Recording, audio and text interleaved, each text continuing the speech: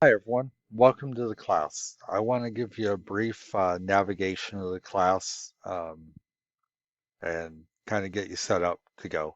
There will be a second quiz or a second video on the matching questions for the quiz, and I'll explain that reasoning in this video as well.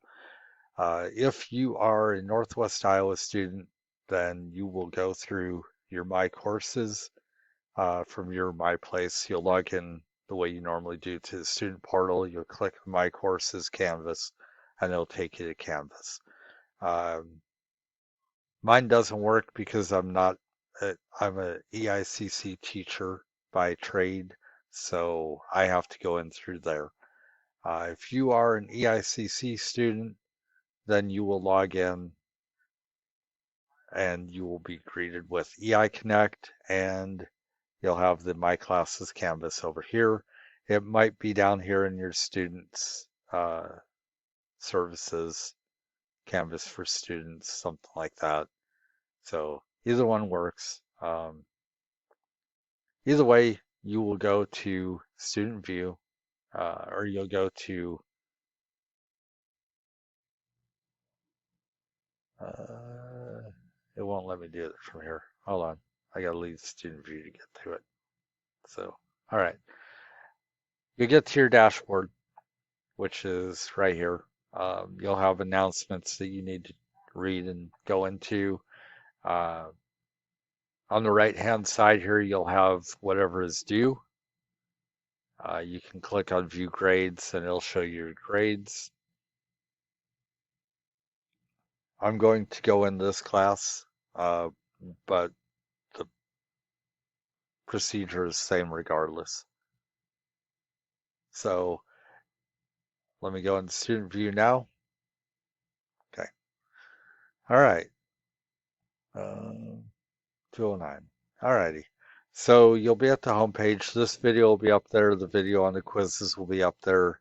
And then there's this video from Amy Cuddy, which I encourage you to watch. It's not required. Um, if there's announcements in the class, there will be a link over here with the announcements. For foundations, there's this kind of gives you a general idea what it is. Make sure you've got the correct materials for the class. If you're a Northwest student, it's embedded in the class. If you're not, you should have gotten a book or a link to a book. Should be Technology in Action. Uh, and whatever other class is, if there's materials, make sure you have the right ones. For the foundations class, it's not required, but we do tear down computers in person classes. If you choose to do it, don't tear it down to the point where you have to pull the processor apart because it's a pain in the butt to get it back together. If you bend a pin or anything like that, you may have screwed up your computer. What's next gives you your next steps for the foundations class. Do your introduction, student lounge, go from there. If there's differences in the due dates in the syllabus and the assignment takes precedence. And in the foundations class, we don't go in the order of the book. We go by topic. We go hardware, software, programming, networking, that kind of thing. So you've got your assignments list that you can look at, and it will show you everything that you have to do. You can click on each one. If there's discussions, you can go in and click on the discussions. The important one is your grades. So if I leave you any feedback, there will be a link over here to where you can read the feedback.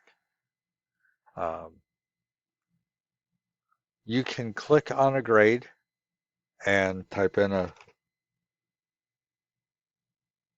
grade. Okay.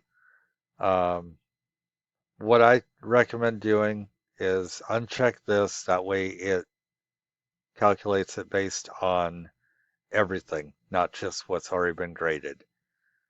So um, this is important near the end of the semester when you if you need to figure out what assignments you can turn in, this is where you do it. You can pick and choose assignments and find out what your grade would be depending on what you turn in. Find out if you'll pass, find out how good of a grade you'll get, and go from there. A quick thing is there is a difference between passing and getting a good grade. A 59% will pass, or 61% will pass, but a 70 or higher will transfer. Okay? So if you pass, it may not transfer to a four-year college. And if you pass, you may not get scholarships, you may not be in honors or anything like that. You have to get a good grade for those kind of things. So, if there's any files for the class, you'll be able to download them. Simple syllabus gives you a little information about me and about the class, the expectations, the feedback policy. For all my classes, my feedback is this. I will accept your assignment. If it's an 8-week class, I will accept it for 2 weeks after the due date. Otherwise, I won't. If it's a 16-week class, I will accept it for 4 weeks after the due date. Otherwise, I won't. Obviously, if the grace period would extend to the end of class is the last day I'll accept it. And that's pretty much if you work with me, if you tell me what's going on, I'll probably work with you and I may accept it later. But if you just don't turn it in, 2 weeks for 8-week classes, 4 weeks for 16. I will grade it within 7 to 10 days. Occasionally stuff will happen where I will get behind, but for the most part, I'll get it graded within 7 to 10 days. If you do a quiz, the quiz gets automatically graded. If there's no issues with it, like a text entry box, it will, on my end, it'll show you a grade. It'll show me your grade. It won't, there will be nothing there for me to do. The problem with that is, and this is covered in the next video, if there's a matching question on the quiz and you don't have it exactly how the test bank expects it to be, it counts it wrong. And so I don't realize that it counted it wrong, and I won't look at your grade.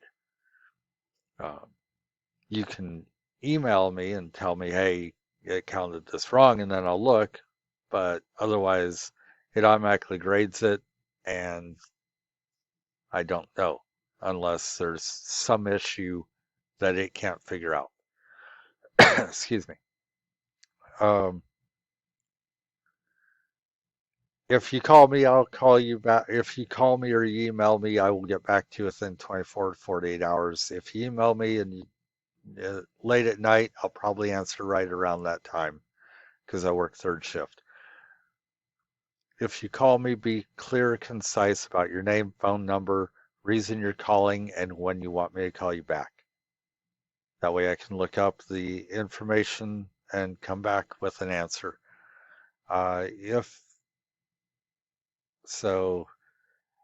The assignments and the due dates are right here. You can click on these. They will take you directly to the assignment. So we have quizzes.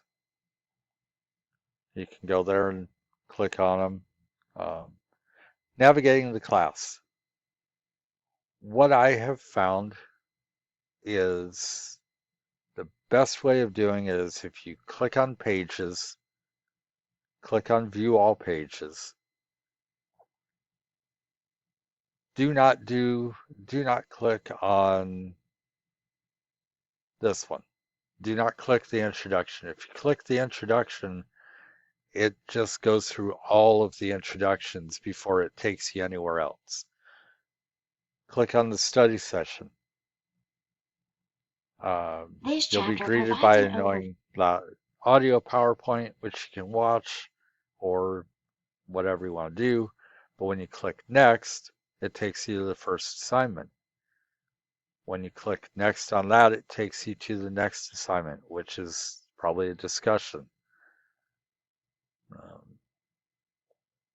When you click next on it, it takes you to the quiz.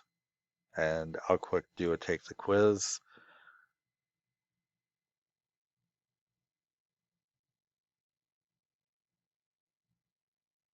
I'm going to pause. So the quiz will have what should have pictures here of what I accept, what I don't accept for the matching questions.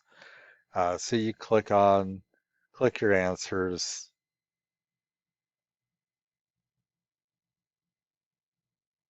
Go through, you do them all, and then you go to submit your quiz. If you've answered everything, this won't come up. If you haven't answered everything, it's going to come up, say, hey, you didn't answer all the questions. You can cancel and go back, or you can submit your quiz. And it tells you it's no longer available. That won't be there. If you've got multiple attempts, it'll let you have another attempt. It'll give you your percent and all that. So, um, and if you go to your grades,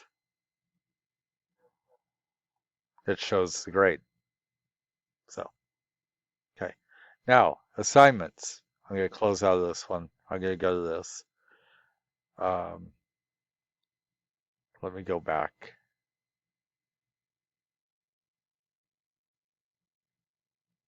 So you'll click Start Assignment, and it tells you what it'll accept, text entry or upload, and it tells you what kind of file. So if you're going to upload a file, you click Choose Your File. Scroll this down, double click him. If you have more than one file, you can click that. If you've got a bunch of files, you can, actually, let me cancel that.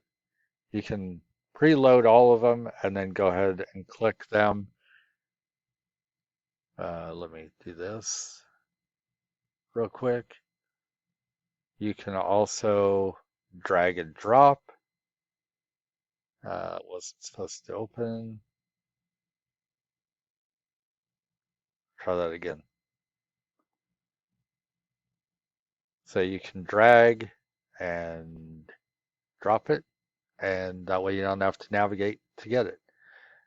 If you have a Google Drive, you can submit it through there. You can also do a studio, or you can type in your text. But anyways, however you do it, you click Submit Assignment.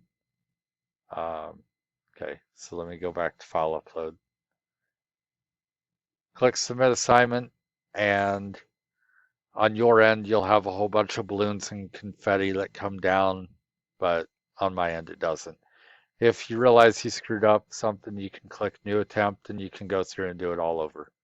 So, but that should be a quick introduction, about 13 minutes, of how to navigate around the class and get where you need to go, and how to submit assignment, and how to do the quiz. Thank you, and I hope you enjoy the class as much as I enjoy teaching it. Have a great day.